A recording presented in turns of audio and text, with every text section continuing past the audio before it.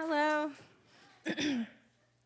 I'm going to give a trigger warning, eating disorders.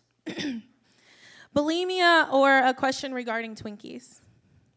Why do Twinkies get to be mascots for fatness? As a child, it was determined by my peers I must eat them because I was fat. But I was fat because I was poor, and when you are poor, there is no balance. There are no pyramids, no gym memberships, no schools with sports teams. The veggies ain't even flash frozen. Had to drive across town and get deals on pre-frozen meals. Be grateful for your pyramids.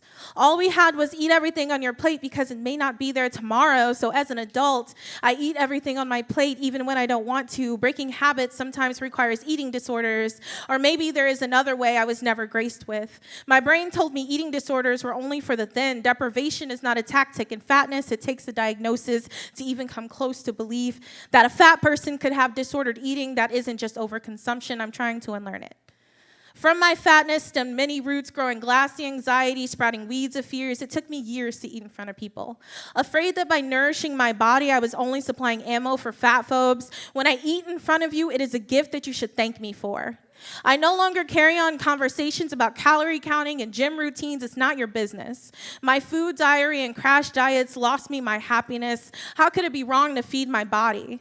When I confide, I've starved myself again and again. Response echoes out of me, you have room to starve.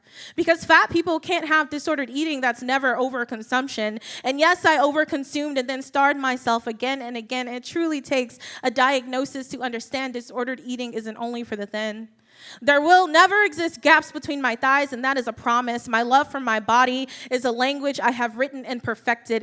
I will not feel shame when I feed it. When I show you the sliver of my belly, just know it is a gift and you should thank me for it. This fat body is healthy. It moves and waves, increases and stretches. It is amazing how it can bear and birth and love. So I ask you, why is it Twinkie and not poverty? And why can't I be happy with my design? And why are you so threatened by me? I do take up space, but I would without this fat body. Fat is only an insult in the right tone. I have only ever seen it as my enemy when I am being perceived, which is often. Do you know bodies just are?